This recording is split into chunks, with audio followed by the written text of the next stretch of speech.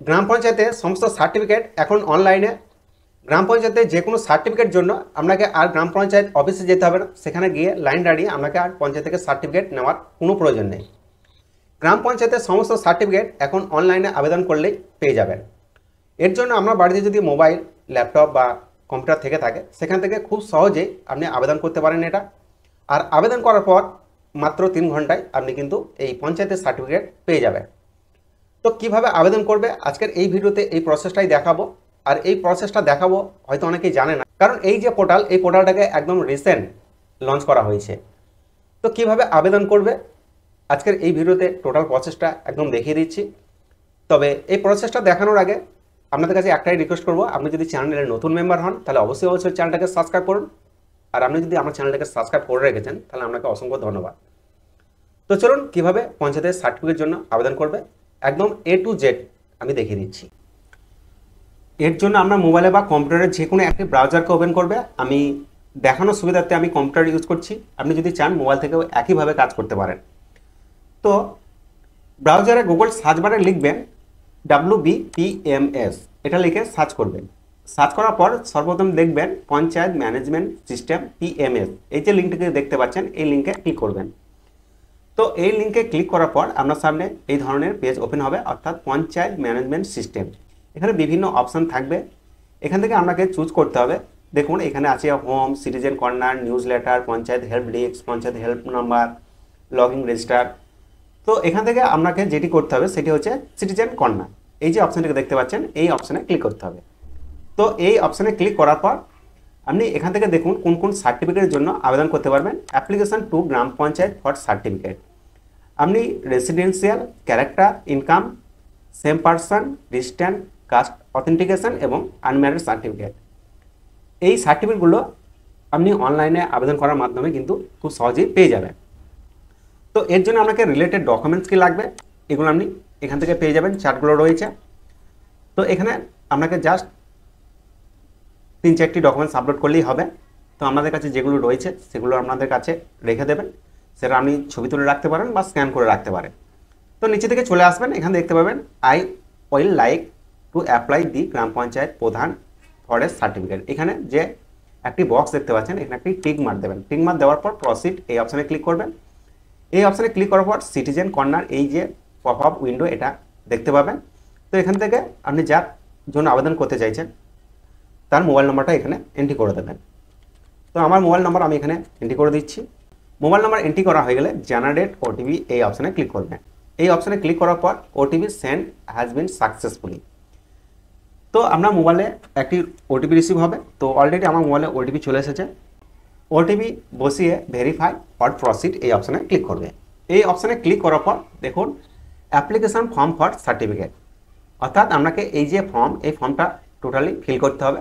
তো কিভাবে ফর্মটা ফিল করবে সেটা আমি দেখিয়ে দিচ্ছি। তো প্রথমেই দেখতে পাবেন ডিস্ট্রিক্ট, অর্থাৎ আপনার যে ডিস্ট্রিক্ট সেই ডিস্ট্রিক্ট সিলেক্ট করবে। তারপর ব্লক, আপনার যে ব্লক সেই ব্লক সিলেক্ট করবে এখান থেকে। তারপর আপনার গ্রাম পঞ্চায়েত সেটাকে সিলেক্ট করবেন। সংসদ, অর্থাৎ আপনার গ্রামের যে প্রধান রয়েছে, মেম্বার রয়েছে, তার নাম মানে শো করবে, তো তার নামটা এখানে সিলেক্ট করে নেবেন। সিলেক্ট করার পর এগুলো দেওয়ার দরকার নেই, রিলেশন উইথ অ্যাপ্লিকেন্ট দেওয়ার দরকার নেই। তো এখানে দেখুন অ্যাপ্লিকেন্ট ডিটেলস, অর্থাৎ applicant details must be fill in English, অর্থাৎ আপনাকে এই ঘরগুলো ইংলিশে ফিল করতে হবে। তো প্রথমেই আপনার স্যাচুরেশন সিলেক্ট করতে হবে, মিস্টার, মিসেস, মিস, যেটা হবে আপনার ক্ষেত্রে। আমার মিস্টার, তাই মিস্টার সিলেক্ট করলাম। পুরো নামটা এখানে লিখে দেবেন। লিখে দেওয়ার পর গার্জিয়ান, অর্থাৎ পিতা হতে পারে, স্বামী হতে পারে, বা আদার্স কেউ যদি গার্জিয়ান থাকে তার নামটা এখানে এন্ট্রি করতে হবে। আমার ক্ষেত্রে বাবা, তাই বাবার নামটা বসিয়ে দিচ্ছি। বাবার নাম এন্ট্রি করা হয়ে গেলে নিচের দিকে দেখতে পাবেন রিলেশন উইথ গার্জিয়ান, গার্জিয়ানের সঙ্গে সম্পর্ক কী। যেহেতু আমি তার ছেলে তাই সন সিলেক্ট করলাম। তো আপনাদের ক্ষেত্রে যেগুলো হবে সেগুলো সিলেক্ট করবেন। তো এখান থেকে আপনাকে পুরো অ্যাড্রেসটা লিখে দিতে হবে, পুরো অ্যাড্রেস, গ্রামের নাম, তারপর আপনার যে পোস্ট অফিস সেই পোস্ট অফিস লিখে দেবেন। পোস্ট অফিস লেখা হয়ে গেলে আপনার যে পুলিশ স্টেশন সেই পুলিশ স্টেশন এখানে লিখবেন। লেখা হয়ে গেল, এরপর আপনার গ্রামের নাম এখান থেকে চুজ করে নিতে হবে। অনেক ক্ষেত্রে গ্রামের নাম থাকে না, আমাদের যেমন মৌজার নেম রয়েছে, সেই মৌজাটাকে আমরা এখান থেকে সিলেক্ট করে নিলাম। তারপর পিনকোড চলে এসেছে। তারপর আমরা যে ডেট অফ বার্থ সেই ডেট অফ বার্থটা এখানে এন্ট্রি করতে হবে। ডেট অফ বার্থ বসানো হয়ে গেলে আপনি যদি চান বাংলাতে পেতে তাহলে অবশ্যই এই ঘরটাকে ফিল আপ করবেন। আর যদি না চান তাহলে ফিল আপ করার দরকার নেই। যদি আমরা প্রয়োজন হয় যে বাংলায় সার্টিফিকেটটা নেবেন, তাহলে আপনাকে বাংলাতে এখানে এন্ট্রি করতে হবে।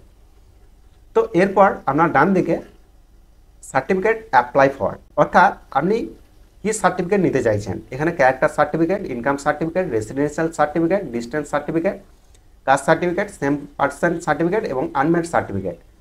তো আপনার ক্ষেত্রে যেটি হবে সেটাতে ক্লিক করবেন। আমি রেসিডেন্সিয়াল সার্টিফিকেট নিতে চাইছি, তাই রেসিডেন্সিয়ালে ক্লিক করে রেখেছি। এরপর আপনাকে এখানে ডকুমেন্টসগুলো আপলোড করতে হবে। সিলেক্ট ডকুমেন্টসে যদি ক্লিক করা হয় তাহলে অনেকগুলো ডকুমেন্টসের লিস্ট আপনি দেখতে পাবেন। তো আপনাদের ক্ষেত্রে যেগুলো রয়েছে সেগুলো সিলেক্ট করবেন। আমি আধার কার্ড সিলেক্ট করছি। আধার কার্ড সিলেক্ট করা হয়ে গেলে আপনার যে আধার নম্বর, সেই আধার নম্বর আপনাকে এখানে এন্ট্রি করতে হবে। তো আমার আধার নম্বর আমি এন্ট্রি করছি। আধার নম্বর এন্ট্রি করা হয়ে গেলে চুজ ফাইলে গিয়ে আপনার যে আধার কার্ড, সেই আধার কার্ডের ছবিটা এখানে আপলোড করে দিতে হবে। তো আপনি এটাকে ছবি তুলে রাখতে পারেন, মোবাইল থেকে যদি করে রাখেন ছবি তুলে করতে পারেন।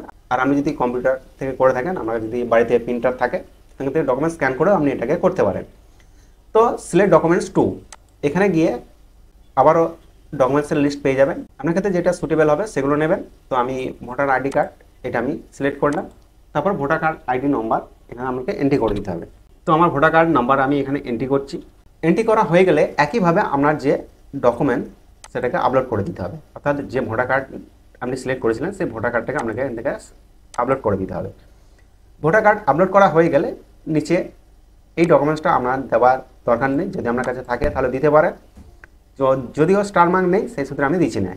এরপর নিচের দিকে চলে আসবেন, দেখবেন আপলোড অ্যাপ্লিকেন্ট ফটো, অর্থাৎ চুজ ফাইলে গিয়ে আপনাকে আপনার যে ছবি রয়েছে সেই ছবিটাকে আপলোড করতে হবে। মোটামুটি লেস দ্যান 100 KB, 100 KB ডাউনে যেন থাকে। তো আমি ফটো সিলেক্ট করে নিলাম। তারপর ওপেন, ফটো আপলোড করা হয়ে গেছে। এবার যেটি করতে হবে সাবমিট করতে হবে। তো সাবমিট আমি করে দিচ্ছি। তো সাবমিট করা হয়ে গেলে আপনার সামনে এই ধরনের অপশান চলে আসবে।